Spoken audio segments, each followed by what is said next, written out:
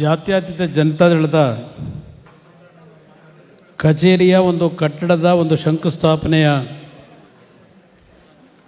ಕಾರ್ಯಕ್ರಮದ ವೇದಿಕೆಯ ಮೇಲೆ ಸಭೆಯ ಅಧ್ಯಕ್ಷತೆಯನ್ನು ವಹಿಸಿರ್ತಕ್ಕಂಥ ಕ್ಷೇತ್ರದ ಜನಪ್ರಿಯ ಶಾಸಕರು, ನಮ್ಮೆಲ್ಲರಿಗೂ ಹಿರಿಯರು ಆಗಿರತಕ್ಕಂಥ ಮಾಜಿ ಮಂತ್ರಿಗಳು ಆಗಿರತಕ್ಕಂಥ ಸನ್ಮಾನ್ಯ ಶ್ರೀನಿವಾಸ್ ಗೌಡ್ರೆ, ಜಿಲ್ಲಾ ಘಟಕದ ಅಧ್ಯಕ್ಷರು, ಮತ್ತೊಬ್ಬ ನಮ್ಮ ಹಿರಿಯರಾಗಿರ್ತಕ್ಕಂಥ ಶ್ರೀನಿವಾಸಪುರದ ಮಾಜಿ ಶಾಸಕರು, ಆತ್ಮೀಯರು ಆಗಿರ್ತಕ್ಕಂಥ ಸನ್ಮಾನ್ಯ ವೆಂಕಟಶಿವಾರೆಡ್ಡಿ ಅವರೇ, ವಿಧಾನ ಪರಿಷತ್ತಿಗೆ ಜಾತ್ಯತೀತ ಜನತಾದಳದಿಂದ ಇತ್ತೀಚೆಗೆ ಆಯ್ಕೆಯಾಗಿರ್ತಕ್ಕಂಥ ಮತ್ತು ಈ ಒಂದು ಜಿಲ್ಲಾ ಕೇಂದ್ರದಲ್ಲಿ ಕಚೇರಿಯ ಕಟ್ಟಡದ ಶಂಕುಸ್ಥಾಪನೆಗೆ ವಿಶೇಷವಾಗಿ ಆಸಕ್ತಿಯನ್ನು ವಹಿಸಿರ್ತಕ್ಕಂಥ ಗೋವಿಂದರಾಜು ಅವರೇ, ವಿಧಾನ ಪರಿಷತ್ತಿನ ಮಾಜಿ ಸದಸ್ಯರಾಗಿರ್ತಕ್ಕಂಥ ಚೌಡರೆಡ್ಡಿ ಅವರೇ, ಯುವಜನತಾದಳದ ರಾಜ್ಯ ಘಟಕದ ಅಧ್ಯಕ್ಷ ಆಗಿರತಕ್ಕಂಥ ನಿಖಿಲ್ ಅವರೇ, ತಾಲೂಕು ಘಟಕದ ಎಲ್ಲ ನಮ್ಮ ಪಕ್ಷದ ಅಧ್ಯಕ್ಷರೇ, ಪದಾಧಿಕಾರಿಗಳೇ, ನಗರಸಭೆಯ ಅಧ್ಯಕ್ಷರಾಗಿರ್ತಕ್ಕಂಥ ಸಹೋದರಿ ಶ್ವೇತಾ ಶಬರೀಶ್ ಅವರೇ, ಎಲ್ಲ ಪಕ್ಷದ ಪ್ರಮುಖ ಕಾರ್ಯಕರ್ತರೇ ಮತ್ತು ಈ ಸಭೆಯಲ್ಲಿ ಭಾಗವಹಿಸಿರ್ತಕ್ಕಂಥ ಎಲ್ಲ ನನ್ನ ಆತ್ಮೀಯ ಕಾರ್ಯಕರ್ತ ಬಂಧುಗಳೇ, ಮಾಧ್ಯಮದ ಮಿತ್ರರೇ, ಇವತ್ತಿನ ದಿನ ಹಲವಾರು ವರ್ಷಗಳ ಒಂದು ಪಕ್ಷದ ಕಾರ್ಯಕರ್ತರು, ನಾಯಕರ ಒಂದು ಪಕ್ಷದ ಸ್ವಂತ ಕಚೇರಿಯನ್ನು ಕಾಣಬೇಕು ಅಂತಕ್ಕಂಥ ಭಾವನೆಗಳನ್ನು ಹೊಂದಿದ್ರು. ಅದನ್ನು ಇವತ್ತು ಕಾರ್ಯರೂಪಕ್ಕೆ ತರತಕ್ಕಂಥ ನಿಟ್ಟಿನಲ್ಲಿ ಶಂಕುಸ್ಥಾಪನೆಯ ಪೂಜಾ ಕಾರ್ಯಕ್ರಮವನ್ನು ನೆರವೇರಿಸಿ ಇವತ್ತು ಈ ಒಂದು ಸಭಾಂಗಣದಲ್ಲಿ ಪಕ್ಷದ ಕಾರ್ಯಕರ್ತರುಗಳು, ಹಿರಿಯ ನಾಯಕರು ತಮ್ಮ ಭಾವನೆಗಳನ್ನು ಈಗಾಗಲೇ ಈ ಸಭೆಯಲ್ಲೇನು ವ್ಯಕ್ತಪಡಿಸಿದ್ದೀರಿ. ಈ ಒಂದು ಪಕ್ಷದ ಚಾಲನೆಯನ್ನು ಕೊಡ್ತಕ್ಕಂಥ ಸಂದರ್ಭದಲ್ಲಿ ಇವತ್ತಿನ ದಿನ ಸಂಯುಕ್ತ ಕರ್ನಾಟಕ ಪತ್ರಿಕೆಯನ್ನು ಇಲ್ಲಿ ವೇದಿಕೆ ಮೇಲೆ ತಾವೆಲ್ಲ ಏನು ಸಂಯುಕ್ತ ಕರ್ನಾಟಕದ ವಿತರಕರು ಎಲ್ಲೇನು ತಾವು ನಮ್ಮೆಲ್ಲರ ಮುಂದೆ ನಿಮ್ಮ ಪತ್ರಿಕೆ ಇಟ್ಟಿದ್ದೀರಿ. ಜಾತ್ಯತೀತ ಜನತಾದಳದ ಕೋಲಾರ ಜಿಲ್ಲೆಯ ಮುಂದಿನ ಭವಿಷ್ಯದ ಬಗ್ಗೆ ತಾವೊಂದು ಲೇಖನ ಬರೆದಿರ್ತಕ್ಕಂಥದ್ದನ್ನು ಗಮನಿಸಿದ್ದೇನೆ. ನಾನು ಈ ಸಂದರ್ಭದಲ್ಲಿ ಹೇಳ್ತಕ್ಕಂಥದ್ದು, ಕೋಲಾರ ಜಿಲ್ಲೆಯಲ್ಲಿ ನಮ್ಮ ಪಕ್ಷ ಶಾಸಕರ ಸಂಖ್ಯೆಯಲ್ಲಿ ಸ್ವಲ್ಪ ಹೆಚ್ಚಿನ ಸಂಖ್ಯೆಯಲ್ಲಿ ಗೆಲ್ಲದೇ ಇದ್ದರು. ಕೋಲಾರ ಜಿಲ್ಲೆ ಮತ್ತು ಚಿಕ್ಕಬಳ್ಳಾಪುರ ಜಿಲ್ಲೆ ಇವತ್ತೂ ಸಹ ಲಕ್ಷಾಂತರ ಕಾರ್ಯಕರ್ತರು ಹೇಳ್ತಕ್ಕಂಥ ಈ ಜಿಲ್ಲೆ ಇದು ಅಂತಕ್ಕಂಥದ್ದನ್ನು ನಾನು ಸ್ಮರಿಸ್ಕೊಳ್ಳಿಕ್ಕೆ ಬಯಸ್ತೇನೆ. ಒಂದು ಕಾಲದಲ್ಲಿ 11 ಸ್ಥಾನಗಳನ್ನು ಕೊಟ್ಟಂಥ ಜಿಲ್ಲೆ ಇದು. ದೇವೇಗೌಡರು ಮುಖ್ಯಮಂತ್ರಿಗಳಾಗಬೇಕಾದ್ರೆ ಸಂಪೂರ್ಣವಾಗಿ ಕೋಲಾರದ 11 ಸ್ಥಾನಗಳಲ್ಲಿ ಬಹುಶಃ 10 ಸ್ಥಾನಗಳನ್ನು ಕೊಟ್ಟಂಥ ಜಿಲ್ಲೆ ಇದು. ಇಲ್ಲಿ ಕೋಲಾರದ ಜನತೆಯ ಬಗ್ಗೆ ಆಗಲಿ, ಕಾರ್ಯಕರ್ತರ ಬಗ್ಗೆ ನಾನು ದೋಷ ಕೊಡಲಿಕ್ಕೆ ಹೋಗೋದಿಲ್ಲ. ಇಲ್ಲಿ ಕಾರ್ಯಕರ್ತರು ಜನರಲ್ಲಿ ಲೋಪ ಇಲ್ಲ, ಇಲ್ಲಿ ನಮ್ಮಲ್ಲಿರ್ತಕ್ಕಂಥ ಲೋಪಗಳಿಂದ ಪಕ್ಷಕ್ಕೆ ಹಿನ್ನಡೆ ಆಗಿದೆ.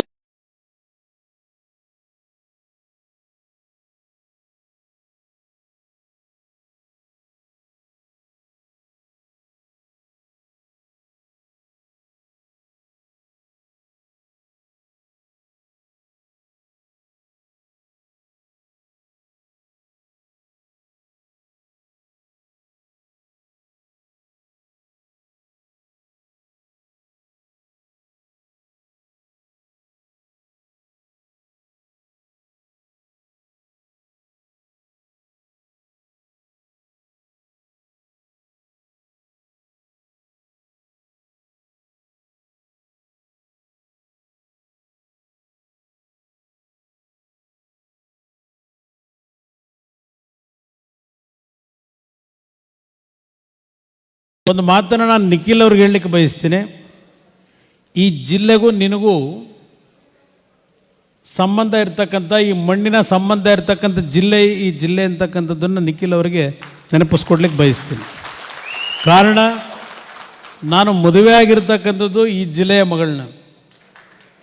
ಇವತ್ತು ಇವನು ಈ ಜಿಲ್ಲೆಯ ಕೋಲಾರ ಚಿಕ್ಕಬಳ್ಳಾಪುರ ಜಿಲ್ಲೆಯ ಮೊಮ್ಮಗ ಅಂತಕ್ಕಂಥ ಹೇಳಲಿಕ್ಕೆ ಬಯಸ್ತೀನಿ. ಅದರಿಂದ ಇವತ್ತಿನ ದಿನ ಈ ಜಿಲ್ಲೆಯಲ್ಲಿ ಮುಂದಿನ ಚುನಾವಣೆಯಲ್ಲಿ 11ಕ್ಕೆ 11 ಸ್ಥಾನಗಳು, ಅದು 2 ಅವಿಭಾಜಿತ ಜಿಲ್ಲೆ ಏನಿತ್ತು ಚಿಕ್ಕಬಳ್ಳಾಪುರ ಮತ್ತು ಕೋಲಾರ, 11ಕ್ಕೆ 11 ಸ್ಥಾನಗಳನ್ನು ಗೆಲ್ತಕ್ಕಂಥ ನಿಟ್ಟಿನಲ್ಲಿ ಮುಂದಿನ ದಿನಗಳು ನಿನ್ನ ಶ್ರಮವನ್ನು ಈ ಮಣ್ಣಿನಲ್ಲಿ ಇವತ್ತು ಬೆರೆತು ಕೆಲಸ ಮಾಡ್ತಕ್ಕಂಥವ್ರ ಮುಖಾಂತರ ಈ ಜಿಲ್ಲೆಯ ನಿಷ್ಠಾವಂತ ಕಾರ್ಯಕರ್ತರುಗಳಿಗೆ ಗೌರವವನ್ನು ಸಲ್ಲಿಸ್ತಕ್ಕಂಥ ಕಾರ್ಯವನ್ನು ಇವತ್ತು ನೀನು ನಿರ್ವಹಣೆ ಮಾಡಬೇಕು ಅಂತಕ್ಕಂಥದ್ದನ್ನು ಈ ವೇದಿಕೆ ಮುಖಾಂತರ ನಾನು ನಿಖಿಲ್ ಅವರಿಗೆ ಒಂದು ಸಲಹೆಯನ್ನು ಇವತ್ತು ಕೊಡಲಿಕ್ಕೆ ಬಯಸ್ತಾ ಇದ್ದೇನೆ. ಗೋವಿಂದಣ್ಣ ಅವರು ಇವತ್ತು ನಿಖಿಲ್ನ ಕರ್ಕೊಂಡು ಬರಲೇಬೇಕು ಅಂತ ಹೇಳಿದರು. ನಾನು ನಿಖಿಲ್ನ ರಾಜಕೀಯಕ್ಕೆ ಇಳಿಸಬೇಕು ಅಂತಕ್ಕಂಥದ್ದು ನಾನು ಎಂದೂ ಆ ಭಾವನೆಯಲ್ಲಿ ಇರಲಿಲ್ಲ. ನಾನು ಅವನಿಗೆ ಚಿತ್ರರಂಗದಲ್ಲಿ ಸ್ವಲ್ಪ ನಿನ್ನ ಜೀವನವನ್ನು ರೂಪಿಸ್ಕೊ ಅಂತಕ್ಕಂಥ ಮಾತನ್ನು ಹೇಳಿದ್ದೆ. ಅದರ ಹಿನ್ನೆಲೆ ಒಳಗೇನೆ ಬಹುಶಃ 2016ನೇ ಇಸ್ವಿನಲ್ಲಿ ಜಾಗ್ವಾರ್ ಅಂತಕ್ಕಂಥ ಒಂದು ಸಿನಿಮಾ ಪ್ರೊಡಕ್ಷನ್ ನಮ್ಮ ಬ್ಯಾನರ್ನಲ್ಲಿ ನಾನು ಮೂಲತಃ ಚಿತ್ರದ ನಿರ್ಮಾಪಕನಾಗಿ ಹಂಚಿಕೆದಾರನಾಗಿ ನನ್ನ ವೃತ್ತಿ ಪ್ರಾರಂಭ ಮಾಡಿದ್ದು ಶಿಕ್ಷಣ ಮುಗಿದ ಮೇಲೆ. ರಾಜಕೀಯಕ್ಕೂ ನನಗೂ ಸಂಬಂಧವೇ ಇರಲಿಲ್ಲ. ರಾಜಕೀಯದಿಂದ ನಾನು ದೂರ ಇದ್ದೆ. ಸಿನಿಮಾ ರಂಗದಲ್ಲಿ ನಾನೇನಿದ್ದೆ, ನನಗೆಲ್ಲ ಒಂದು ಕಡೆ ರಾಜಕೀಯ ಸವಾಸ ಬೇಡ, ಚಿತ್ರರಂಗದಲ್ಲಿ ನಿನಗೆ ಏನೋ ದೇವರೊಂದು ಕಲೆ ಕೊಟ್ಟಿದ್ದಾನೆ, ಆ ಕಲೆಯನ್ನು ಉಪಯೋಗ ಮಾಡಿ ಕಲಾವಿದನಾಗಿ ಬೆಳಿಬೇಕು ಅಂತಕ್ಕಂಥದ್ದನ್ನು ಅವನಿಗೆ ನಾನೇನು ಸಲಹೆ ಕೊಟ್ಟು ಜಾಗ್ವಾರ್ ಸಿನಿಮಾವನ್ನು ಪ್ರೊಡಕ್ಷನ್ ಮಾಡಿದ್ವು ನಾವು. ಆ ಚಿತ್ರ ನಿರ್ಮಾಣ ಮಾಡಿದಾಗ ಈ ರಾಜ್ಯದ ಜನತೆ ಕೊಟ್ಟಂಥ ಅವನಿಗೆ ಏನೋ ಒಂದು ಮೆಚ್ಚುಗೆ ವ್ಯಕ್ತಪಡಿಸಿದರು. ಅವನು ಸಿನಿಮಾ ರಂಗದಲ್ಲೇ ಹೋಗಬೇಕು ಅನ್ನೋದು ನನ್ನ ಆಸೆ ಇತ್ತು. ಆದರೆ ಕಳೆದ ಲೋಕಸಭೆಯ ಚುನಾವಣೆಯಲ್ಲಿ ಮಂಡ್ಯದ 8 ಶಾಸಕರು ಒತ್ತಡ ಹಾಕಿದ್ರು. ನಾನು ಬೇಡ ಅಂತಕ್ಕಂಥದ್ದನ್ನು ಹೇಳಿದ್ರು ಸಹ ಅಲ್ಲಿಯ ನಮ್ಮ ಪಕ್ಷದ ಕಾರ್ಯಕರ್ತರು ಶಾಸಕರ ಒತ್ತಡಕ್ಕೆ ರಾಜಕಾರಣಕ್ಕೆ ಬರಬೇಕಾಯಿತು. ನಮ್ಮ ಕುಟುಂಬದಲ್ಲಿ ಇದೊಂದು, ನಾವು ಪಕ್ಷದ ಕಾರ್ಯಕರ್ತರುಗಳ ಒತ್ತಡಕ್ಕೆ ತಲೆಬಾಗ್ತಕ್ಕಂಥ ಪರಿಸ್ಥಿತಿಗಳಲ್ಲಿ ಪಕ್ಷದಲ್ಲಿ ಇವತ್ತು ಪಕ್ಷದ ಗೌರವ ಉಳಿಸ್ತಕ್ಕಂಥ ನಿಟ್ಟಿನಲ್ಲಿ ಯಾವುದೇ ಟೀಕೆ ಟಿಪ್ಪಣಿಗಳು ಬಂದರೂ ಅದನ್ನು ಸಹಿಸ್ಕೊಳ್ತಕ್ಕಂಥದ್ದು ಪಕ್ಷದ ಕಾರ್ಯಕರ್ತರಿಗೋಸ್ಕರಲೇ ಅಂತಕ್ಕಂಥದ್ದನ್ನು ಭಾಳ ಸ್ಪಷ್ಟವಾಗಿ ಹೇಳಲಿಕ್ಕೆ ಬಯಸ್ತೀನಿ. ನಾನು ರಾಜಕಾರಣಕ್ಕೆ ಬಂದಿದ್ದ ಆಕಸ್ಮಿಕವಾಗೇ ಬಂದವನು. ಆದರೆ ನಿಮ್ಮಗಳ ಒಂದು ಪ್ರೀತಿ ವಿಶ್ವಾಸ, ಈ ನಾಡಿನ ಜನತೆ ನನ್ನ ಮೇಲೆ ಇಟ್ಟಂಥ ಒಂದು ವಿಶ್ವಾಸದಲ್ಲಿ ಈಗಾಗಲೇ 2 ಬಾರಿ ಮುಖ್ಯಮಂತ್ರಿಯಾಗಿ ಏನು ಕೆಲಸ ಮಾಡಿದ್ದೇನೆ. ನಾಡಿನ ಜನತೆಗೆ ನಮ್ಮಿಂದ ದ್ರೋಹ ಆಗಿಲ್ಲ. ಭಾಳ ಸ್ಪಷ್ಟವಾಗಿ ಹೇಳಲಿಕ್ಕೆ ಬಯಸ್ತೀನಿ. ನಾನು 2006ರಲ್ಲಿ ಮುಖ್ಯಮಂತ್ರಿ ಆದಾಗ ಮೊದಲನೇ ಬಾರಿಗೆ ನಾನು ನಮ್ಮ ಬಾಗೇಪಲ್ಲಿಯ ಎಂದು ಜಲಾಶಯವನ್ನು ಓಪನ್ ಮಾಡಲಿಕ್ಕೆ ಏನು ಬಂದೆ. ಹಿಂದಿನ ಕಾಂಗ್ರೆಸ್ ಸರ್ಕಾರದಲ್ಲಿ ಆ ಒಂದು ಜಲಾಶಯಕ್ಕೆ ಏನೋ ಒಂದು ಚಿತ್ರಾವತಿ ಜಲಾಶಯಕ್ಕೆ ಅವತ್ತು ಉದ್ಘಾಟನೆ ಮಾಡಲಿಕ್ಕೆ ಬಂದೆ ಮುಖ್ಯಮಂತ್ರಿಯಾಗಿ. ಅವತ್ತು ಸಹ ಬಹುಶಃ ನಿಮ್ಮ ಸಂಯುಕ್ತ ಕರ್ನಾಟಕ ಪತ್ರಿಕೆಯಲ್ಲೇ ಇರಬೇಕು. ಒಂದು ಸುದ್ದಿ ನೋಡಿದೆ ಅವತ್ತು ನಾನು ಆ ಸಭೆಯಲ್ಲಿ. ಯರಗೋಳ್ನ ಜಲಾಶಯದಿಂದ ಇವತ್ತು ನಿರ್ಮಾಣ ಮಾಡಿದ್ರೆ ಕೋಲಾರದ ಕೆಲವು ಭಾಗದಲ್ಲಿ ನೀರನ್ನು ತರ್ಬೋದು ಅಂತಕ್ಕಂಥ ಒಂದು ಆರ್ಟಿಕಲ್ ಇತ್ತು ಪತ್ರಿಕೆಯಲ್ಲಿ. ತಕ್ಷಣವೇ ಬೆಂಗಳೂರು ಹೋಗಿ ಯರಗೋಳ್ನ ಪ್ರಾಜೆಕ್ಟ್ಗೆ ಅವತ್ತು ಸೀನಣ್ಣವರು MLA ಇದ್ದರು. ಇವತ್ತೇನು ನಮ್ಮ ಸಮೃದ್ಧಿ ಮಂಜು ಮಾತನಾಡಬೇಕಾದ್ರೆ ನಮ್ಮ ಅಲಂಗೂರು ಸೀನಣ್ಣನ ನೆನೆಸ್ಕೊಂಡ್ರು. ಇವತ್ತು ಅವ್ರ ಪುಣ್ಯತಿಥಿ ಅಂತ ಹೇಳಿ. ಬಹುಶಃ ನನ್ನ ಮತ್ತು ಅವರ ಸಂಬಂಧ ಯಾವುದೋ ಜನ್ಮದ ಅಣ್ಣ ತಮ್ಮಂದಿರ ಸಂಬಂಧ ಅಂತಕ್ಕಂಥ ಇವತ್ತು ನೆನೆಸ್ಕೊಳ್ಳಿಕ್ಕೆ ಬಯಸ್ತೀನಿ. ಅವರು ನಿಧನರಾದಾಗ ಕೊನೆಯ ಅವರ ಅಂತಿಮ ದರ್ಶನ ಪಡಿಬೇಕಾದ್ರೆ ಅವತ್ತು ನಾನು ಯಾವೊಂದು ನೋವನ್ನು ಅನುಭವಿಸಿದ್ದೇನೆ ಅಂತಕ್ಕಂಥದ್ದು ಇವತ್ತು ಸಹ ನನ್ನ ಹೃದಯದಲ್ಲಿ ಇಟ್ಕೊಂಡಿದ್ದೇನೆ. ನನ್ನ ಅವರ ಸಂಬಂಧ ಅಷ್ಟು ಅತ್ಯಂತ ಆತ್ಮೀಯವಾಗಿದ್ದಂಥ ಸಂಬಂಧ. ಅವರವತ್ತು ಮಡಿಕೇರಿಯ ಉಸ್ತುವಾರಿ ಸಚಿವರು. ಅವತ್ತೇನಾಯಿತು, ನಾನು ಯಡಿಯೂರಪ್ಪನವರಿಗೆ ಯರಗೋಳು ಪ್ರಾಜೆಕ್ಟ್ಗೆ ಹಣವನ್ನು ಇವತ್ತು ಬಜೆಟ್ನಲ್ಲಿ ಇಡಬೇಕು ಅಂತ ಹೇಳಿದಾಗ ಅದನ್ನು ಅವರು ಇಟ್ಟಿರಲಿಲ್ಲ. ಸೀನಣ್ಣವರು ಬಂದು ನನ್ನ ಹತ್ರ ಗಲಾಟೆ ಮಾಡಿದ್ರು, ರಾಜೀನಾಮೆ ಕೊಡ್ತೀನಿ ಅಂದರು. ಆಗ ನಾನು ಮತ್ತೆ ಗಲಾಟೆ ಮಾಡಿ 50 ಕೋಟಿ ಮೊದಲನೇ ಹಂತದ ಹಣವನ್ನು ಇಟ್ಟಂಥದ್ದು ಇವತ್ತು ಸಹ ನಾನು ನೆನಪಿಸ್ಕೊಳ್ಳಿಕ್ಕೆ ಬಯಸ್ತಾ ಇದ್ದೇನೆ. ಇವತ್ತು ಬಹುಶಃ ಯರಗೋಳ್ನ ಪ್ರಾಜೆಕ್ಟು ಸರಿಯಾದ ರೀತಿಯಲ್ಲಿ ಆಗಿದ್ದರೆ 10 ವರ್ಷ 12 ವರ್ಷ ಆಗೋಯ್ತು. ಈಗ ಇವತ್ತು ಬಹುಶಃ ನಿಮ್ಮ ಕೋಲಾರದ ಕೆಲವು ಭಾಗಕ್ಕೆ ಕುಡಿಯೋ ನೀರನ್ನು ಕೊಡಲಿಕ್ಕೂ ಉತ್ತಮವಾದಂಥ ಅವಕಾಶಗಳಿತ್ತು. ಆದರೆ ಮುಂದಿನ ದಿನಗಳಲ್ಲಿ ಬಂದಂಥವರು ಆ ಪೈಪ್ಲೈನ್ ಎಳಿಲಿಕ್ಕೆ ಶ್ರಮಪಟ್ಟಷ್ಟು ಜಲಾಶಯ ಕಟ್ಟಲಿಕ್ಕೆ ಶ್ರಮ ಪಡಲಿಲ್ಲ ಅವರು.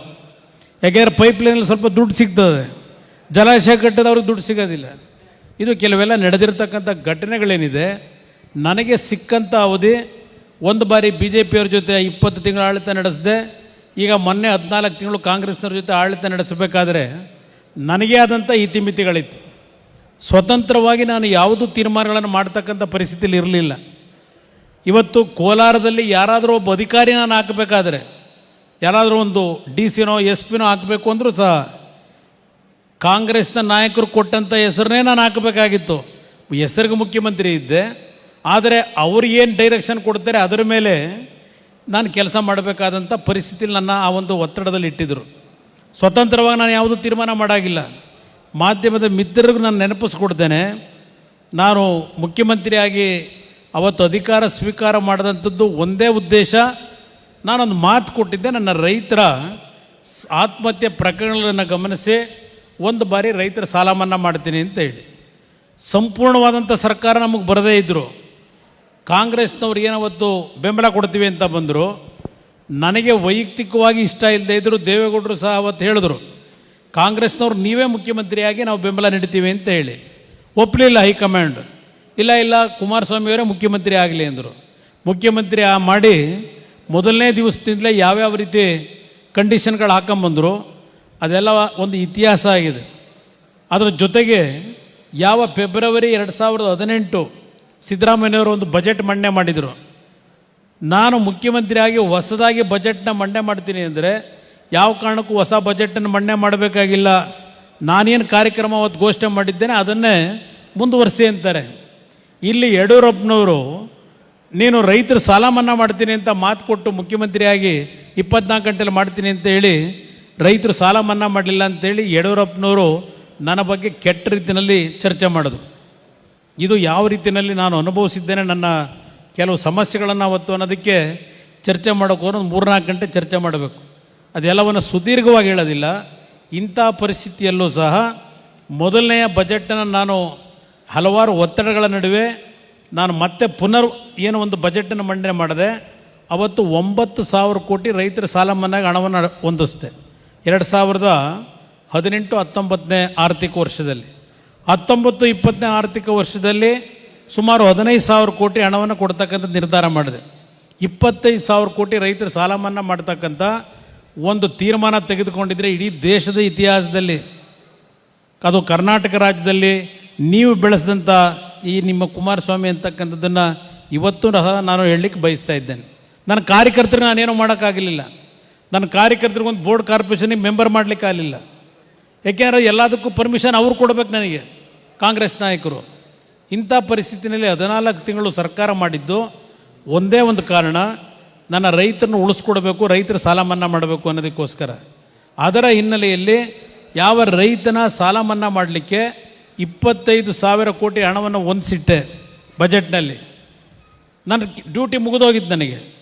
ಇನ್ನು ಇವ್ರ ಸವಾಸ ಬೇಡ ಅಂತಕ್ಕಂಥದ್ದು ತೀರ್ಮಾನಕ್ಕೆ ಬಂದಿದ್ದು. ಸರ್ಕಾರ ಉಳಿಸ್ಲೇಬೇಕು ಅನ್ನೋದಾಗಿದ್ದರೆ BJPಲಿ ನಾನೊಂದು 10 ಜನ MLAಗಳನ್ನ ಇಲ್ಲಿ ಸೀನಣ್ಣನ ಮನೆಗೂ ಬಂದು ಒತ್ತಾಯ ಹಾಕಿದ್ರಲ್ಲ, ಆಗ ಹಲವಾರು ಜನ ಬಂದು. ಅದೇ ಥರ BJPಲಿ ಒಂದು 8-10 ಜನ ಎಳ್ಕೊಂಬರಕ್ಕೆ ನನಗೆ ಶಕ್ತಿ ಇರಲಿಲ್ವ? ಆ ಕೆಲಸ ಮಾಡಬೇಕಾದ್ರೆ ನಾನೇನು ಮಾಡಬೇಕಾಗಿತ್ತು? ಈ ನಾಡಿನ ಜನತೆಯ ತೆರಿಗೆ ಹಣ ಏನು ಸರ್ಕಾರಕ್ಕೆ ಕಟ್ತೀರಿ, ಅದನ್ನು ಲೂಟಿ ಹೊಡೆದು ಆ ದುಡ್ಡಿನಲ್ಲಿ ಆ MLAಗಳನ್ನ ಖರೀದಿ ಮಾಡಿ ಸರ್ಕಾರನ ಉಳಿಸ್ಕೋಬೇಕಾಗಿತ್ತು. ಆ ಪಾಪದ ಕೆಲಸ ಮಾಡೋದು ಬೇಡ ಅಂತೇಳಿ ಹೊರಗೆ ಬಂದಂಥವ್ನು ನಾನು. ಇವತ್ತು ಸಹ ಯಾರ ಮುಂದೆ ಬೇಕಾದರೂ ಧೈರ್ಯವಾಗಿ ಚರ್ಚೆ ಮಾಡ್ತಕ್ಕಂಥ ಒಂದು ನೈತಿಕತೆ ಉಳಿಸ್ಕೊಂಡಿದ್ದೇವೆ. ಅದರಿಂದ ಇವತ್ತು ನಾನು ಕೆಲವು ವಿಷಯಗಳನ್ನೇನು ಓಪನ್ನಾಗಿ ಚರ್ಚೆ ಮಾಡ್ತೀನಿ. ಇವತ್ತು ಈ ಒಂದು ಪಕ್ಷದ ಕಚೇರಿ ಏನು ಪ್ರಾರಂಭ ಆಗ್ತಾಯಿದೆ ಇವತ್ತು ಕಟ್ಟಲಿಕ್ಕೆ ಕಟ್ಟಡವನ್ನು, ನಾನು ಒಂದು ಮಾತನ್ನು ಹೇಳಲಿಕ್ಕೆ ಬಯಸ್ತೀನಿ. ಇವತ್ತು ಗ್ರಾಮ ಪಂಚಾಯತಿ ಚುನಾವಣೆಗಳು ನಡೀತಾ ಇದೆ. ನಾಳೆ ಬಹುಶಃ ಕೊನೆ ದಿನ ಕೆಲವು ಕ್ಷೇತ್ರಗಳಲ್ಲಿ ಅಭ್ಯರ್ಥಿಗಳನ್ನ ನಿಲ್ಲಿಸಲಿಕ್ಕೆ. ಇವತ್ತು ಈ ಒಂದು ಗ್ರಾಮ ಪಂಚಾಯತಿ ವ್ಯವಸ್ಥೆ ಬಂದಿದ್ದು ಯಾತಕ್ಕೆ? ನಜೀರ್ ಸಾಬ್ರವರ ಕಾಲದಲ್ಲಿ ಮೊದಲನೇ ಬಾರಿಗೆ 1984-85ರಲ್ಲಿ ಈ ಒಂದು 3 ಹಂತಗಳ ಒಂದು ವ್ಯವಸ್ಥೆಯನ್ನು ತರಲಿಕ್ಕೆ ಹೊರಟರು ಗ್ರಾಮೀಣ ಪ್ರದೇಶದಲ್ಲಿ. ಗ್ರಾಮ ಪಂಚಾಯತಿ ಚುನಾವಣೆಗಳು, ತಾಲೂಕ್ ಪಂಚಾಯತಿ, ಜಿಲ್ಲಾ ಪಂಚಾಯತಿ. ಇವತ್ತು ಗ್ರಾಮ ಪಂಚಾಯಿತಿಯ ಒಂದು ಹೊಸ ಒಂದು ವ್ಯವಸ್ಥೆ ಬರಲಿಕ್ಕೆ ಕಾರಣ ಗ್ರಾಮಗಳಿಂದ ಇವತ್ತು ಅಧಿಕಾರ ನಡೀಬೇಕು ಅಂತ ಹೇಳಿ, ಗ್ರಾಮ ಸ್ವರಾಜ್ಯ ಆಗಬೇಕು ಅಂತ ಹೇಳಿ. ಆದರೆ ಇವತ್ತು ಪತ್ರಿಕೆಗಳು ತೆಗೆದ್ರೆ ಏನಾಗ್ತಿದೆ, ಇವತ್ತು ಕೆಲವು ಹಳ್ಳಿಗಳಲ್ಲಿ ಒಂದು ದೇವಸ್ಥಾನ ಕಟ್ಟಲಿಕ್ಕೋ ಮತ್ತಿನ್ಯಾವುದೋ ಒಂದು ಕೆಲಸಗಳು ಅಂತ ಹೇಳಿ ಇವತ್ತು 50 ಲಕ್ಷ ಯಾರು ಕೊಡ್ತೀರಿ ಅವರಿಗೆ ನೀವು 2 ಜನ 3 ಜನ ನಿಮ್ಮ ಪಕ್ಷದವ್ರು ನಾವು ಅಭ್ಯರ್ಥಿ ಆಯ್ಕೆ ಮಾಡಿಕೊಡ್ತೀವಿ, ನಮ್ಮ ಊರಿನಲ್ಲಿ ಒಂದು ದೇವಸ್ಥಾನ ಕಟ್ಟಬೇಕು, ಅದಕ್ಕೆ ಯಾರು 1 ಕೋಟಿ ಹಣ ಕೊಡ್ತೀರಿ, ನಮ್ಮ ಕ್ಷೇತ್ರದಲ್ಲಿ 5-6 ಸದಸ್ಯರಿಗೆ ಚುನಾಯಿತರನ್ನು ಮಾಡಬೇಕು, ಅದಕ್ಕೆ ನಾವು ಇನಾನಿಮಸ್ಸಾಗಿ ಮಾಡ್ಕೊಡೋಕೆ ತಯಾರಾಗಿದ್ದೀವಿ, ಯಾರು 1 ಕೋಟಿ ದುಡ್ಡು ಕೊಡ್ತೀರಿ ಅವ್ರನ್ನ ಆಯ್ಕೆ. ಈ ಸಿಸ್ಟಮ್ ಏನು ಪ್ರಾರಂಭ ಆಗಿದೆ, ನಾನು ನಮ್ಮ ಕಾರ್ಯಕರ್ತರಿಗೂ ಅಷ್ಟೇ ಜನತೆಗೂ ಹೇಳಲಿಕ್ಕೆ ಬಯಸ್ತೀನಿ, ಇದು ಪುನಃ ಒಂದು ದೊಡ್ಡ ಅನಾಹುತವನ್ನು ನೀವೇ ಮಾಡ್ಕೋತಾ ಇದ್ದೀರಿ.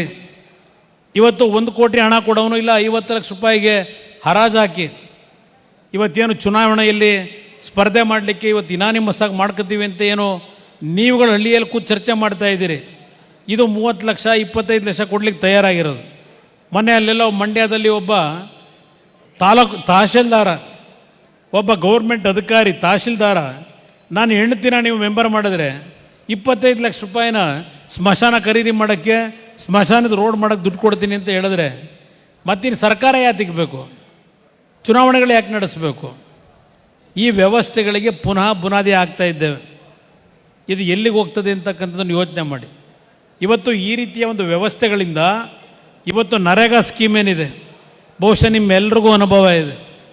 ನರೇಗಾದಿಂದ ಸ್ವಲ್ಪ ಊರಿನಲ್ಲಿ ಸ್ವಲ್ಪ ಕೆಲಸ ಆಗ್ಬೋದು, ಆದರೆ ನರೇಗಾ ಸ್ಕೀಮ್ ಬಂದಿದ್ದು ಯಾವ ಒಂದು ಜೀವನಕ್ಕೆ ಆಧಾರ ಇಲ್ಲದೆ ಇರತಕ್ಕಂಥ ಈ ನಾಡಿನ ಜನತೆಗೆ ವರ್ಷಕ್ಕೆ 180 ದಿನವೋ 190 ದಿನವೋ ಕೂಲಿ ಕೆಲಸ ಕೊಡಬೇಕು ಅಂತ ಹೇಳಿ ಪ್ರಾರಂಭ ಆದಂಥ ಈ ಕಾರ್ಯಕ್ರಮ, ಇದು ನರೇಗಾ ಹೆಸರಿನಲ್ಲಿ ಲೂಟಿ ಮಾಡತಕ್ಕಂಥ ಒಂದು ವ್ಯವಸ್ಥೆಗಳಿಗೆ ನಡೀತಾ ಇದೆ. ಅದರ ಹಿನ್ನೆಲೆಯಲ್ಲಿ ಇವತ್ತು ಇಂಥ ಒಂದು ವ್ಯವಸ್ಥೆಗಳು ಪ್ರಾರಂಭ ಆಗಿದೆ. ಇದು ಕೊನೆಗೆ ದೇಶ ಎಲ್ಲಿಗೆ ತಗೊಂಡು ಹೋಗ್ತೀವಿ ಗೊತ್ತಿಲ್ಲ ನನಗೆ. ಒಂದು ಚುನಾವಣೆ ನಡೆಸಬೇಕು ಅಂದರೆ 25 ಕೋಟಿ 30 ಕೋಟಿ ಇಂಥ ಒಂದು ಪರಿಸ್ಥಿತಿಗಳಿಗೆ ನಮ್ಮನ್ನು ದುಡುಕುತ್ತಾ ಇದ್ದೇವೆ. ಇದರಿಂದ ಇವತ್ತು ನೀವು ಕಟ್ಟತಕ್ಕಂಥ ತೆರಿಗೆ ಹಣ ಜನತೆಗೆ ಹೇಳಬೇಕು. ನನ್ನ ಕಾರ್ಯಕರ್ತರು ಇವತ್ತು 2,40,40,000 ಕೋಟಿ ಬಜೆಟ್. ಇವತ್ತು ಯಾವುದೇ ಕಾರ್ಯಕ್ರಮಗಳನ್ನು ಸರ್ಕಾರದಿಂದ ಮಾಡಬೇಕಾದ್ರೆ, ಒಂದು ರಸ್ತೆ ಅಭಿವೃದ್ಧಿ ಮಾಡಬೇಕಾದ್ರೆ ಇವತ್ತು ಪರಿಸ್ಥಿತಿ ಎಲ್ಲಿಗೆ ಬಂದಿದ್ದೀವಿ? ಸರ್ಕಾರದಲ್ಲಿ ಇಂಜಿನಿಯರ್ಸ್ಗೆ, ಮಂತ್ರಿಗಳಿಗೆ, ಮಂತ್ರಿಗಳ ಮಕ್ಕಳಿಗೆ 10% 15% ಹೊಸ ವರ್ಕ್ ಸ್ಯಾಂಕ್ಷನ್ ಮಾಡಿಸ್ಕೊಳ್ಳೋಕ್ಕೆ, ಸ್ಯಾಂಕ್ಷನ್ ಆದಮೇಲೆ ಮತ್ತು ವರ್ಕ್ ಆರ್ಡ್ರ್ ತಗೊಳ್ಳೋದಕ್ಕೆ, ವರ್ಕ್ ಆರ್ಡ್ರ್ ತಗೊಂಡು ಕೆಲಸ ಮಾಡಿ ಬಿಲ್ ಮಾಡಿಸ್ಕೋಬೇಕಾದ್ರೆ ಬಿಲ್ ತಗೊಳ್ಳೋಕ್ಕೆ ದುಡ್ಡು LOC ಏನು ಸಿನಣ್ಣ ನಡೀತಿದೆ ಅಲ್ವಾ? ಈ ಕೆಲಸದಿಂದ ನಿಮ್ಮ ತೆರಿಗೆ ಹಣ 100 ರೂಪಾಯಿ ಕೆಲಸ ನಾವು ಘೋಷಣೆ ಮಾಡಿದ್ರೆ 80 ರೂಪಾಯಿ ಬೇರೆಯವ್ರ ಕಿಸೆಗೆ ಹೋಯ್ತದೆ, 20 ರೂಪಾಯಿ ಇವತ್ತು ನಿಮ್ಮ ಕೆಲಸ ಆಯ್ತದೆ. ನಿಮ್ಮ ಊರಿಗೆ 80 ರೂಪಾಯಿ ಮಧ್ಯವಿದ್ರೆ ತಿಂದಾಗ್ತಾ ಇದ್ದಾನೆ. ನಾನು ಅವ್ರ ಮೇಲೆ ಇವ್ರ ಮೇಲೆ ಅಂತ ದೋಷ ಕೊಡೋದಿಲ್ಲ, ಇರೋ ವಾತಾವರಣ ಏನು ಅಂತ ಹೇಳಿ ನಿಮ್ಮ ಗಮನಕ್ಕೆ ತರೋದು. ಇವತ್ತು ಟೆಂಡರ್ ಹಾಕಬೇಕಾದ್ರೂ ಬಹುಶಃ ಗುತ್ತಿಗೆದಾರ ಯಾರಾದರೂ ಇದ್ದರೆ ಆ ಮಂತ್ರಿ ಡೈರೆಕ್ಷನ್ ಕೊಡ್ತಾನೆ, ಯಾರಿಗೆ ನೀನು ಟೆಂಡರ್ ಅಪ್ರೂವ್ ಮಾಡಬೇಕು, ಯಾರ ಕೈಲಿ ಅರ್ಜಿ ಹಾಕಿಸ್ಬೇಕು ಟೆಂಡರ್ಗೆ ಅಂತ ಹೇಳಿ. ಬೇರೆಯವ್ರು ಹೋಗಿ ಅರ್ಜಿ ಹಾಕಂಗಿಲ್ಲ. ಇವತ್ತು ಗುತ್ತಿಗೆದಾರರು ಆ ಟೆಂಡರ್ನಲ್ಲಿ ಭಾಗವಹಿಸಾಗಿಲ್ಲ. ಈ ವ್ಯವಸ್ಥೆಗಳೆಲ್ಲ ಪ್ರಾರಂಭ ಆಗಿದೆ. ಅದರಿಂದ ಇವತ್ತು ಇಂಥ ಒಂದು ವ್ಯವಸ್ಥೆಯನ್ನು ಸಂಪೂರ್ಣವಾಗಿ ಇವತ್ತೇನಾದರೂ ಸರಿಪಡಿಸಬೇಕು ಅಂದರೆ, ಈಗಿರ್ತಕ್ಕಂಥ ಈ ಒಂದು ಭ್ರಷ್ಟ ವ್ಯವಸ್ಥೆಗಳನ್ನು ಸರಿಪಡಿಸಬೇಕು ಅಂದರೆ ಇದಕ್ಕೇನಾದರೂ ಒಂದು ಮೂಲ ಇದ್ದರೆ ಜಾತ್ಯತೀತ ಜನತಾದಳದ ಕೈಯಲ್ಲಿ ಮಾತ್ರ ಸಾಧ್ಯ ಅನ್ನೋದನ್ನು ನಿಮ್ಮ ನೆನಪಿಸ್ಕೊಡ್ತೀನಿ. ನಾನು ಮುಖ್ಯಮಂತ್ರಿಯಾಗಿ ಕೆಲಸ ಮಾಡಿದೆ. ನಾನು ಎಂದೂ ಸರ್ಕಾರದ ಹಣವನ್ನು ಲೂಟಿ ಮಾಡ್ತಕ್ಕಂಥದ್ದಕ್ಕೆ ಯಾರಿಗೂ ನಾನು ಪ್ರೋತ್ಸಾಹ ಕೊಟ್ಟಿಲ್ಲ. ಇವತ್ತು ಈ ದೇಶದಲ್ಲಿ ಆಗಬೇಕಾಗಿರೋದು ಒಂದು, ನಾನು ನಮ್ಮ ಕಾರ್ಯಕರ್ತ ಬಂಧುಗಳಿಗೆ ಹೇಳ್ತೀನಿ, ಮುಂದಿನ ವಿಧಾನಸಭಾ ಚುನಾವಣೆಯಲ್ಲಿ ನನ್ನದೇ ಆದಂಥ ಒಂದು ಕಲ್ಪನೆಯನ್ನು ಇಟ್ಕೊಂಡಿದ್ದೇನೆ. ಸಾಲ ಮನ್ನಾ ಘೋಷಣೆ ಮಾಡಿದ್ದೆ. ಭಾಳ ಜನ ಹೇಳಿದ್ರು, ಎಲ್ಲಿಂದ ತರ್ತಾನೆ ದುಡ್ಡನ್ನ ಸಾಲ ಮನ್ನಾ ಮಾಡಲಿಕ್ಕೆ? ಈ ಮಾತನ್ನು ಏನು ಲಘುವಾಗಿ ಮಾತನಾಡಿದ್ರು, ಸಾಲ ಮನ್ನಾ ಯಾವ ರೀತಿ ಮಾಡ್ಬೋದು ಅಂತಕ್ಕಂಥದ್ದು ತೋರಿಸ್ಕೊಟ್ಟಿದ್ದೇನೆ. 25,000 ಕೋಟಿ ಒಂದೇ ವರ್ಷದಲ್ಲಿ ನಾನು ರೈತರ ಸಾಲ ಮನ್ನಾ ಹೊಂದಿಸ್ಬೋದು ಅಂದರೆ, ಇವತ್ತು ಯಾವೊಂದು ನೀರಿನ ಸೌಲಭ್ಯಗಳು ಇಲ್ಲದೆ ಇರತಕ್ಕಂಥ ಜಿಲ್ಲೆಗಳನ್ನು ಒಳಗೊಂಡಂತೆ ಕೃಷಿಗೆ ಸಂಬಂಧಪಟ್ಟಂಥ ಇನ್ಫ್ರಾಸ್ಟ್ರಕ್ಚರ್ ಡೆವಲಪ್ ಮಾಡಲಿಕ್ಕೆ ಒಂದು 25,000 ಕೋಟಿ ಒಂದೇ ವರ್ಷದಲ್ಲಿ ಖರ್ಚು ಮಾಡಲಿಕ್ಕೆ ಸಾಧ್ಯ ಇಲ್ವೇ? ಮಾಡಲಿಕ್ಕೆ ಸಾಧ್ಯ ಇದೆ. ಇವತ್ತು ಪ್ರತಿಯೊಂದು ಕುಟುಂಬಕ್ಕೆ ಬೇಕಾಗಿರೋದು ಒಂದು ಮನೆ, ಒಂದು ಶಿಕ್ಷಣ, ಒಂದು ಆರೋಗ್ಯ, ಮತ್ತು ಆ ಕುಟುಂಬದಲ್ಲಿ ಒಬ್ಬರಿಗೊಂದು ಉದ್ಯೋಗ. ಈ 4 ವರ್ಗದಲ್ಲಿ ಸರ್ಕಾರಗಳು ಇವತ್ತು ಪ್ರಾಮಾಣಿಕವಾಗಿ ಕೆಲಸ ಮಾಡಿದ್ರೆ ನಿಜವಾದ ರಾಮರಾಜ್ಯವನ್ನು ತರಲಿಕ್ಕೆ ಅವಕಾಶ ಇದೆ. ಈಗಲೇ ನನ್ನ ಕೆಲವು ಕಾರ್ಯಕ್ರಮಗಳು ಏನನ್ನು ನಾನು ಮುಂದಿನ ದಿನಗಳಲ್ಲಿ ತರಬೇಕು ಅಂತಕ್ಕಂಥ ಒಂದು ಚಿಂತನೆ ಇಟ್ಟಿದ್ದೇನೆ. ಈಗಲೇ ಅದನ್ನೆಲ್ಲ ಹೇಳಿದ್ರೆ ಮತ್ತೆ ಇನ್ಯಾವುದೋ ಪಕ್ಷದವ್ರು ಹೈಜಾಕ್ ಮಾಡ್ಕೋಬೋದು. ಈಗ ಸದ್ಯಕ್ಕೆ ನಾನು ಆ ವಿಷಯಗಳನ್ನೆಲ್ಲ ಚರ್ಚೆ ಮಾಡಲ್ಲ. ಮುಂದಿನ ದಿನಗಳಲ್ಲಿ ಪಕ್ಷದ ಸಂಘಟನೆ 120ಕ್ಕೂ ಹೆಚ್ಚಿನ ಸ್ಥಾನಗಳನ್ನು ಸ್ವತಂತ್ರವಾಗಿ ಜಾತ್ಯತೀತ ಜನತಾದಳದ ಸರ್ಕಾರ ರಚನೆ ಮಾಡಿ ಈ ನಾಡಿಗೆ ನಿಜವಾದ ರಾಮರಾಜ್ಯವನ್ನು ಕಲ್ಪಿಸ್ತಕ್ಕಂಥ ನಿಟ್ಟಿನಲ್ಲಿ ಒಂದು ಹೋರಾಟ ಮಾಡಬೇಕು ಅನ್ನೋದು ನನ್ನ ಕೊನೆಯ ಜೀವನದ ಆಸೆಯನ್ನು ಇಟ್ಕೊಂಡಿದ್ದೇನೆ. ಇವತ್ತು ಅದಕ್ಕೆ ನಿಮ್ಮೆಲ್ಲರ ಸಹಕಾರ ಬೇಕು ನನಗೆ. ಇವತ್ತು ಕೋಲಾರ ಜಿಲ್ಲೆಯಲ್ಲಿ ಮುಂದಿನ ಒಂದು ಚುನಾವಣೆಯಲ್ಲಿ 6 ಸ್ಥಾನವನ್ನು ಗೆಲ್ತಕ್ಕಂಥದ್ದಕ್ಕೆ ಎಲ್ಲ ರೀತಿಯ ಶಕ್ತಿಯನ್ನು, ಎಲ್ಲ ರೀತಿಯ ಶ್ರಮವನ್ನು ನಿಮ್ಮ ಜೊತೆಯಲ್ಲಿ ಕೈ ಜೋಡಿಸಿ ನಾನು ನಿಮ್ಮ ಜೊತೆಯಲ್ಲಿ ಕೆಲಸ ಮಾಡಲಿಕ್ಕೆ ತಯಾರಾಗಿದ್ದೇನೆ.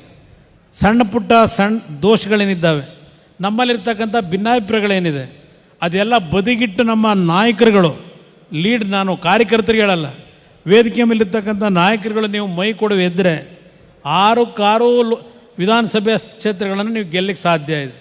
ನಾನು ಗೋವಿಂದರಾಜ್ ಅವ್ರನ್ನ ಕೋಲಾರದಲ್ಲಿ ಬಾರಿ MLC ಆಗಲೇಬೇಕು ಅಂತ ಒತ್ತಾಯ ಹಾಕಿದ್ದೆ. ಅದಕ್ಕೆ ಗೋವಿಂದರಾಜ್ ಅವರು MLC ಆಗಬೇಕು ಅಂತ ನನ್ನ ಹತ್ರ ಬಂದಿರಲಿಲ್ಲ. ಅವರು ಒಂದು ಮಾತು ಬಂದು ನನ್ನ ಹತ್ರ ಹೇಳಿದ್ರು, ನಮ್ಮ ಜಿಲ್ಲೆಗೆ ಏನಾದರೂ ಒಂದು MLC ಸ್ಥಾನ ಕೊಡಿ ಅಂತ ನಾನು ಕೇಳಿದ್ರು. ನಾನಾಗ ಅವ್ರಿಗೆ ಹೇಳಿದೆ, ನೋಡಿ ಒಂದು ಕೆಲಸ ಮಾಡಿ, ಜಿಲ್ಲೆ ಕೊಡಿ ಅಂದರೆ ನನಗೆ ಕಷ್ಟ. ಏಕೆಂದರೆ ನಾನು ನಮ್ಮ ಪಕ್ಷದಲ್ಲಿ ಚರ್ಚೆ ಮಾಡಬೇಕಾದ್ರೆ ಜಿಲ್ಲೆ ಕೊಡಿ ಅಂತ ಅಂದಾಗ ನಾವು ಆಯ್ಕೆ ಮಾಡ್ತಕ್ಕಂಥ ವ್ಯಕ್ತಿಯ ಹಿನ್ನೆಲೆ ಮತ್ತು ಆ ವ್ಯಕ್ತಿಗೆ ಇರ್ತಕ್ಕಂಥ ಒಂದು ಅವರ ನಡವಳಿಕೆಗಳು ಇವತ್ತು ಕಾರ್ಯಕರ್ತರಲ್ಲಿ ನಮ್ಮ ಶಾಸಕರಲ್ಲಿ ಕನ್ವಿನ್ಸ್ ಮಾಡಬೇಕಾಗ್ತದೆ. ನೀವು ಅದಕ್ಕೆ ತಯಾರಾಗಿದ್ದೀರಾ ಹೇಳಿ ಅಂತ ಕೇಳಿದೆ. ನೀವು ಒಪ್ಪಿಗೆ ಕೊಡೋದಾದರೆ ಇವತ್ತು ಕೋಲಾರ ಜಿಲ್ಲೆಯಲ್ಲಿ ಪಕ್ಷದ ಸಂಘಟನೆ ದೃಷ್ಟಿಯಿಂದ ಆ ಜವಾಬ್ದಾರಿಯನ್ನು ನಾನು ನಿಮಗೆ ಕೊಡ್ಲಿಕ್ಕೆ ತಯಾರಾಗಿದ್ದೇನೆ. ನೀವು MLC ಆಗಲಿಕ್ಕೆ ತಯಾರಾಗಿದ್ದರೆ ಕೋಲಾರಕ್ಕೂ ಒಂದು ಮೆಸೇಜ್ ಹೋಗ್ತದೆ. ಇವತ್ತು ಜಾತ್ಯತೀತ ಜನತಾದಳ ಕೋಲಾರ ಜಿಲ್ಲೆಯನ್ನು ಮರ್ತಿಲ್ಲ ಅಂತಕ್ಕಂಥ ಒಂದು ಸಂದೇಶ ಸ್ಪಷ್ಟವಾಗಿ ಹೋಗಬೇಕು ಅಂತಕ್ಕಂಥ ಹಿನ್ನೆಲೆ ಒಳಗೆ ಗೋವಿಂದರಾಜು ಅವ್ರನ್ನ ನಾನು ಒತ್ತಾಯ ಮಾಡಿ MLC ಆಗ್ತಕ್ಕಂಥದ್ದಕ್ಕೆ ಅವತ್ತು ಅಭ್ಯರ್ಥಿ ಮಾಡೋದು. ಇದು ಕೋಲಾರ ಜಿಲ್ಲೆ ಮೇಲೆ ಇಟ್ಟಿರ್ತಕ್ಕಂಥ ನಿಜವಾದಂಥ ಅಭಿಮಾನ ನಮಗೇನಿದೆ ಅನ್ನೋದನ್ನು ನಿಮ್ಮ ಮುಂದೆ ಇಡ್ತಾ ಇದ್ದೇನೆ. ಈ ಜಿಲ್ಲೆ ಬಗ್ಗೆ ವಿಶೇಷವಾದಂಥ ಪ್ರೀತಿ ನಾನೇನು ಇಟ್ಕೊಂಡಿದ್ದೇನೆ. ಇವತ್ತು ಮುಂದಿನ ದಿನಗಳಲ್ಲಿ ನಮಗೆ ಗ್ರಾಮ ಪಂಚಾಯಿತಿ ಚುನಾವಣೆಯಲ್ಲಿ ನಮ್ಮ ನಾಯಕರುಗಳು ನೀವು ಅಲ್ಲಲ್ಲಿ ಸೂಕ್ಷ್ಮವಾಗಿ ಏನೇನು ಮಾಡಬೇಕು ನೀವು ಮಾಡ್ಕೊತೀರಿ. ಜಿಲ್ಲಾ ಪಂಚಾಯಿತಿ, ತಾಲೂಕ್ ಪಂಚಾಯಿತಿಯಲ್ಲಿ ಈ ಬಾರಿ ಎಲ್ಲ ವಿಧಾನಸಭಾ ಕ್ಷೇತ್ರಗಳು ಮತ್ತು ಜಿಲ್ಲಾ ಪಂಚಾಯಿತಿಯನ್ನು ಸ್ವತಂತ್ರವಾಗಿ ಈ ಬಾರಿ ಹಿಡಿಯತಕ್ಕಂಥ ನಿಟ್ಟಿನಲ್ಲಿ ಮುಂದಿನ 3-4 ತಿಂಗಳು ನಮ್ಮ ಶ್ರಮ ಏನು ಹಾಕಬೇಕಾಗಿದೆ. ವಿಶೇಷವಾದ ಗಮನ ಕೊಡ್ತೀನಿ. ನಿಖಿಲ್ಗೂ ಸಹ ಹೇಳ್ತೀನಿ, ಸ್ವಲ್ಪ ಹೆಚ್ಚಿನ ಸಮಯ ಕೋಲಾರ ಜಿಲ್ಲೆಯಲ್ಲಿ ಮದುವೆ ಕರಿಬೋದು, ಮತ್ತು ಯಾವುದಾದ್ರೂ ಒಂದು ಸಮಾರಂಭಗಳಿಗೆ ಕರಿಬೋದು, ಪಕ್ಷದ ಕಾರ್ಯಕರ್ತ ಸಮಾವೇಶಕ್ಕೆ ಕರಿಬೋದು. ಪ್ರತಿಯೊಂದು ಇಲ್ಲಿಯ ಒಂದು ಸಭೆ ಸಮಾರಂಭಗಳಿಗೆ ಭಾಗವಹಿಸ್ತಕ್ಕಂಥದ್ದಕ್ಕೆ ನಾನೇ ಎಲ್ಲದಕ್ಕೂ ಬರಲಿಕ್ಕೆ ಸಾಧ್ಯ ಆಗದೇ ಇರತಕ್ಕಂಥ ಪರಿಸ್ಥಿತಿನಲ್ಲಿ ಹೆಚ್ಚಿನ ಸಮಯವನ್ನು ನಾನು ನಿಖಿಲ್ ಅವರಿಗೆ ಕೊಟ್ಟಿರ್ತಕ್ಕಂಥ ಜವಾಬ್ದಾರಿ ಏನಿದೆ ಅಂದರೆ ಕೋಲಾರ, ಚಿಕ್ಕಬಳ್ಳಾಪುರ, ಮಂಡ್ಯ, ಮೈಸೂರು, ರಾಮನಗರ ಮತ್ತು ತುಮಕೂರು ಈ ಭಾಗದಲ್ಲಿ ಸ್ವಲ್ಪ ಹೆಚ್ಚಿನ ಶ್ರಮವನ್ನು ವಹಿಸ್ತಕ್ಕಂಥದ್ದಕ್ಕೆ ಯುವ ಜನತಾದಳದ ವತಿಯಿಂದ ನಾನು ಸ್ವಲ್ಪ ಕೆಲವು ಐಡಿಯಾಸ್ ಕೊಡ್ತಾ ಇದ್ದೇನೆ. ಆ ಒಂದು ಹಿನ್ನೆಲೆಯಲ್ಲಿ ಯುವ ಜನತಾದಳಿಗೆ ಹೆಚ್ಚಿನ ಆ್ಯಕ್ಟಿವಿಟೀಸ್ ಏನು ಮಾಡಬೇಕಾಗಿದೆ. ಈ ಬಾರಿ ರಾಜ್ಯದಲ್ಲಿ ಕನಿಷ್ಠ 25% ಯುವಕರಿಗೆ ಇವತ್ತು ಈ ಚುನಾವಣೆಯಲ್ಲಿ ಅಭ್ಯರ್ಥಿಗಳನ್ನು ಮುಂದಿನ ಅಸೆಂಬ್ಲಿಗೆ ಯುವಕರಿಗೆ ಕೊಡಬೇಕು ಅಂತಕ್ಕಂಥದ್ದು ನಾನೊಂದು ಹೊಸ ರೀತಿಯ ಒಂದು ಕಾನ್ಸೆಪ್ಟನ್ನ ರೆಡಿ ಮಾಡಿ ಹೊರಟಿದ್ದೇವೆ. ಕೊರೋನಾ ಇದ್ದಿದ್ದರಿಂದ ಕಳೆದ 8 ತಿಂಗಳು ನಾವು ಕೆಲಸ ಮಾಡಲಿಕ್ಕಾಗಿಲ್ಲ. ಮುಂದಿನ ಸಂಕ್ರಾಂತಿ ಹಬ್ಬದ ನಂತರ ನಾವು ಹೊಸ ರೀತಿಯಲ್ಲಿ ಪಕ್ಷದ ಪುನಶ್ಚೇತನ ಕಾರ್ಯಕ್ರಮಕ್ಕೆ ಕೈ ಹಾಕ್ತಾ ಇದ್ದೇನೆ. ಅದ್ರ ಜೊತೆಗೆ ಈ ಸಂದರ್ಭದಲ್ಲಿ ನೆನಪಿಸ್ಕೊಡೋದು, ಇವತ್ತು ಯಾವೊಂದು ಕೋಲಾರ ನಗರದಲ್ಲಿ ಸೀನಣ್ಣ ಅವರು ಬರಬೇಕಾದ್ರೆ ನಾನು ಕಾರಲ್ಲಿ ಹೇಳ್ತಾ ಇದ್ದರು, ನನಗೆ ಏನು ಕೆಲವು ಸಣ್ಣ ಪುಟ್ಟ ಸಹಾಯ ಮಾಡಿದೆ. ಒಬ್ಬ ಮುಸಲ್ಮಾನ್ ಬಂದು ಇವತ್ತು ಆ ಜಾಗ ಕೊಟ್ಟಿರ್ತಕ್ಕಂಥದ್ದು ಕೋಲಾರದ ಒಬ್ಬ ಹಿರಿಯ ಮುಸಲ್ಮಾನ್ ಬಂದು ಕೊಟ್ಟಿರ್ತಕ್ಕಂಥ ಜಾಗ. ಅದು ಇವತ್ತು ಪಕ್ಷದ ಕಚೇರಿ ಕಟ್ತಾ ಇರ್ತಕ್ಕಂಥದ್ದು. ಆದ್ದರಿಂದ ನಾನು ಮುಸಲ್ಮಾನ್ ಬಂಧುಗಳಿಗೆ ಈ ವೇದಿಕೆ ಮುಖಾಂತರ ಒಂದು ಮಾತು ಹೇಳಲಿಕ್ಕೆ ಬಯಸ್ತೀನಿ. ಕಾಂಗ್ರೆಸ್ ಹತ್ರ ಬಂಡವಾಳ ಇಲ್ಲ.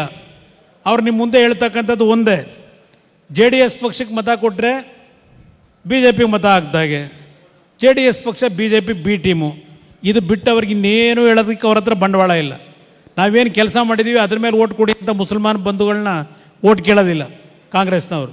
ಅವ್ರು ಕೇಳೋದಿಷ್ಟೇ, JDS ಮತ ಕೊಡ್ಬಿಡಿ, ಅವ್ರು BJP ಜೊತೆ ಹೋಗ್ಬಿಡ್ತಾರೆ ಅಂತೇಳಿ ಅಷ್ಟೆಲ್ಲ ನಮ್ಮ ಮೇಲೆ ಅಪ್ರಚಾರ ಮಾಡಿದ್ರು. ನಾವು ಕಾಂಗ್ರೆಸ್ ಜೊತೆನೇ ಸರ್ಕಾರ ಮಾಡೋದು. ಅದು ಮಾಡಿದ್ರಿಂದ ಇವತ್ತು ನಮ್ಗೆ ಆದ ಪರಿಸ್ಥಿತಿ ಏನಾಗಿದೆ? ಸರ್ಕಾರ ನಾವು ತೆಗೆದುವ, ಸರ್ಕಾರ ತೆಗಿಲಿಕ್ಕೆ ಕಾರಣಕರ್ತರು ಯಾರು?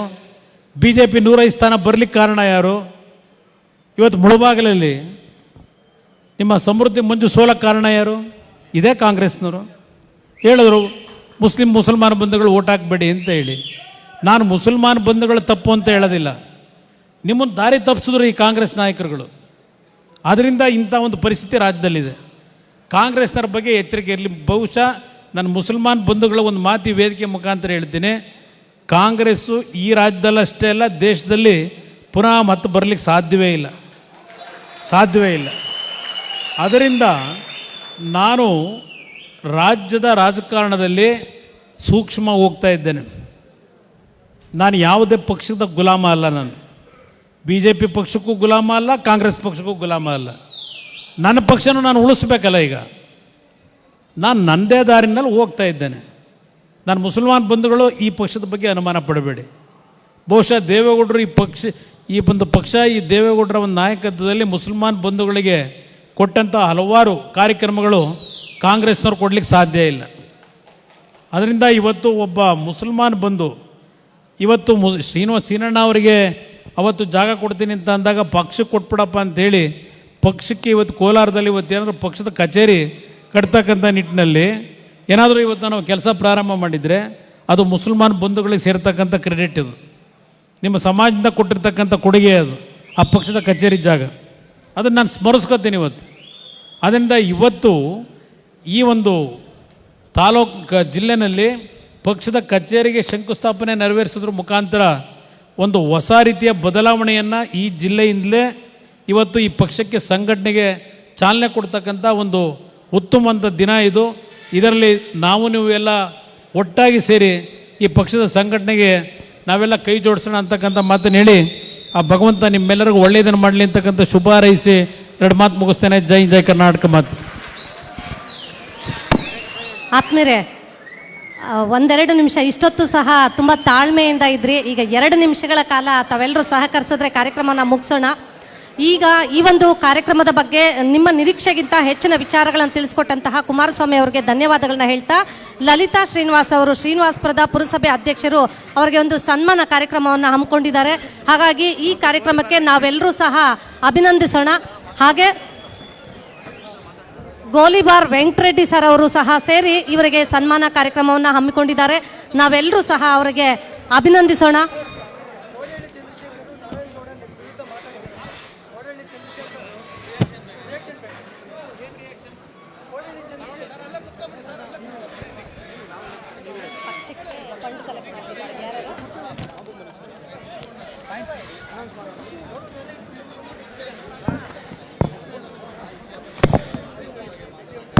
ಬಂಧುಗಳ ಈ ಒಂದು ಪಕ್ಷದ